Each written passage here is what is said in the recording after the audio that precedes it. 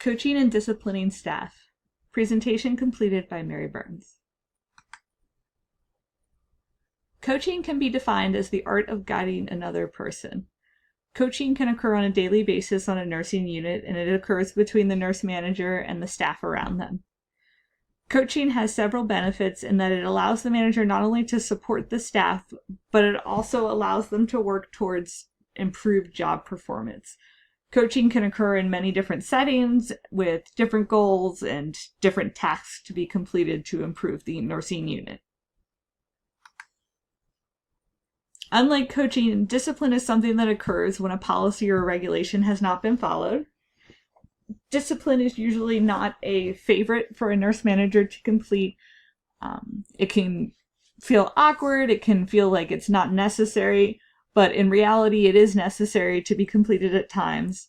And if discipline is completed effectively, it can improve overall morale on the unit.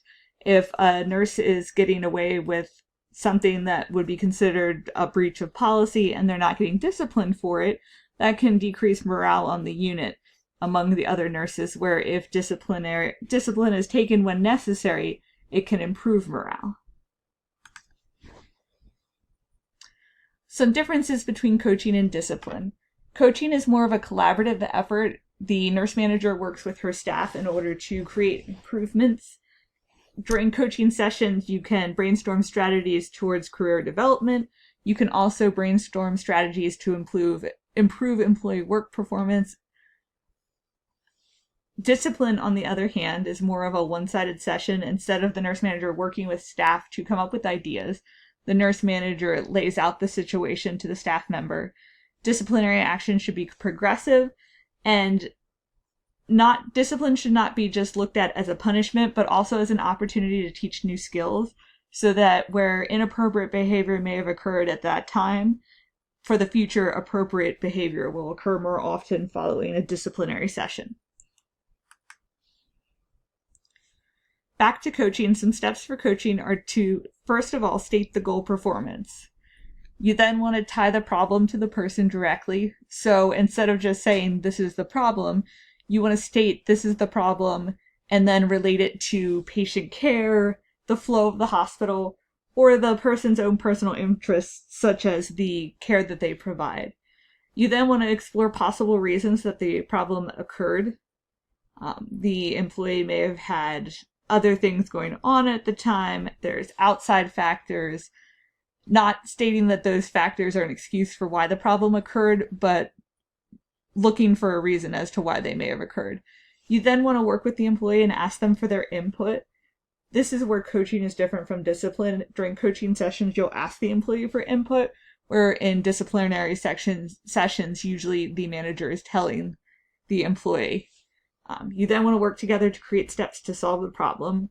Once you create these steps, you want to arrange to follow up for the steps and then also performance feedback. So you've worked together to create steps to solve this problem, and then the staff member needs to go out to the unit and utilize those steps and then return back to the nurse manager for follow-up and to see if those steps did in fact help resolve the problem and improve the employee work performance. Some qualities that you'll find in a good coach are that they lead by example.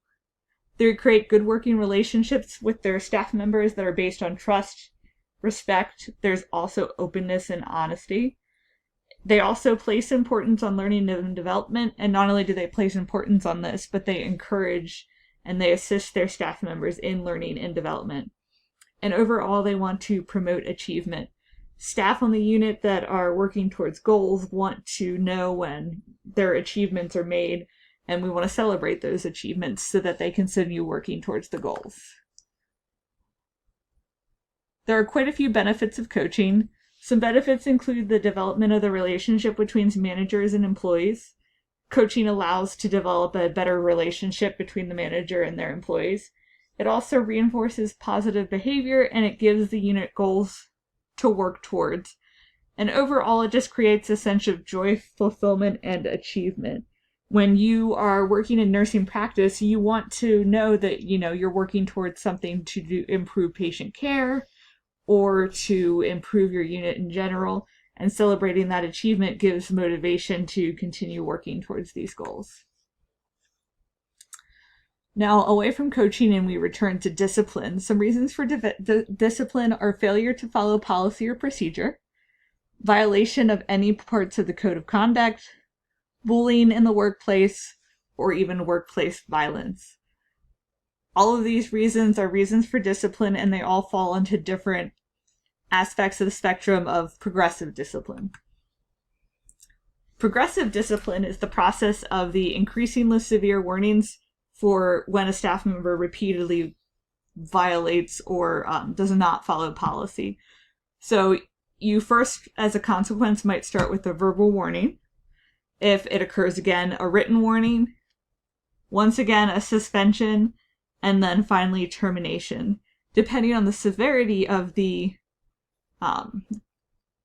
problem that requires disciplinary action, it may start with a verbal warning, or if it's a more severe violation, it may lead to suspension or termination immediately without the verbal or the written warning.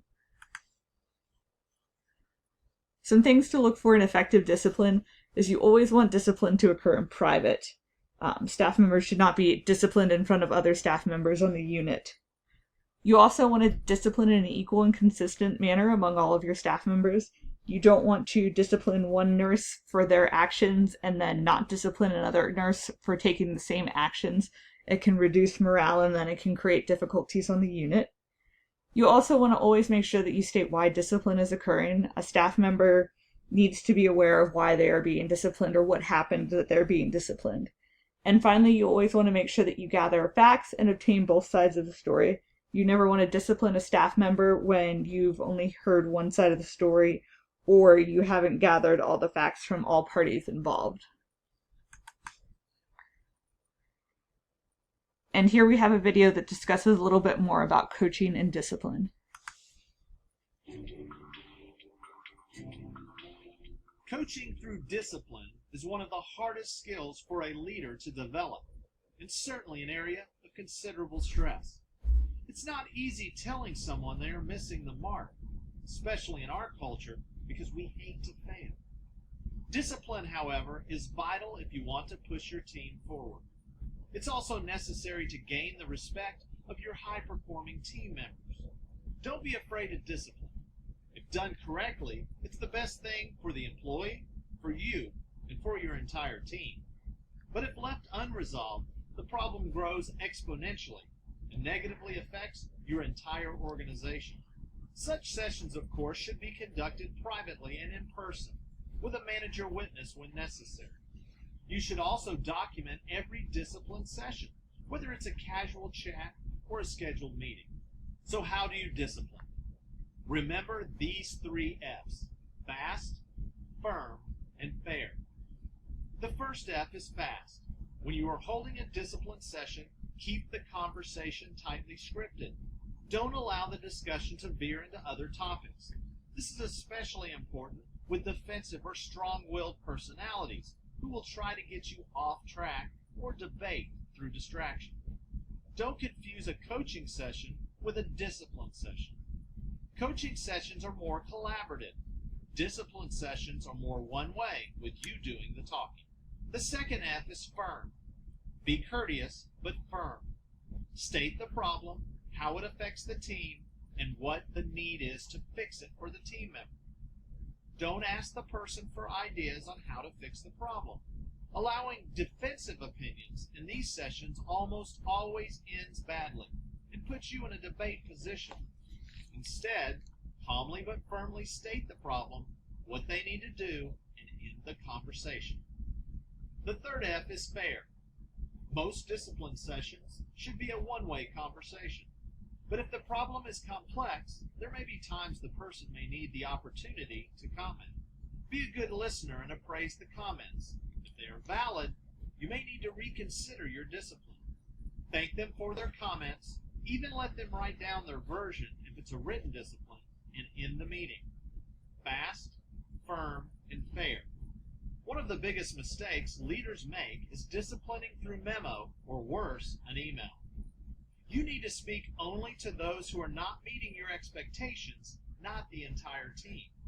Do this too often, and you will lose leadership credibility, causing morale and productivity to plummet. A competent leader does not fear discipline. It's not always easy, but it is necessary if you want to earn the respect of your team members and higher management. How you choose to meter out discipline, however, will have a huge impact on the performance of your team. Following the formula of fast, firm, and fair gives you a process that consistently helps you hold people accountable. As you can see, the video gave several different tips when it discussed coaching and discipline. One thing not mentioned prior was to have another manager present if necessary. This way, there is someone else involved that can vouch for what occurred during the disciplinary session. You also want to make sure that you don't confuse coaching and discipline sessions. Though they have some similarities, they're meant for different purposes and they have different goals, and confusing them can create confusion amongst the unit. You always want to speak clearly and concisely. You want to make sure that the staff members know during a coaching session what the goals are or what the discussions are, and you also want them to be aware of that during a disciplinary session as well. You also want to always make sure that you speak directly to the individuals that are requiring disciplinary action. You don't want to send out memos or emails by punishing the entire nursing staff. Through email, it can decrease morale in the unit and create frustration for those staff members that are following policy and procedure. So overall, coaching and discipline are very important aspects to run a functional nursing unit. And the manager must find a balance between coaching and discipline. If a manager only completes coaching sessions or only completes disciplinary sessions, the unit can suffer from that. You also want to make sure that the manager creates a relationship with their employees based off of trust and respect. In order to have a successful coaching or a disciplinary session, the staff members must respect the nurse manager. So even though both coaching and discipline can be a challenge to the nurse manager, and discipline may not always be a task that is looked at as something that they look forward to completing, they are both necessary in order to continue running a nursing unit. The references are listed below for the completion of this presentation. I thank you for your time.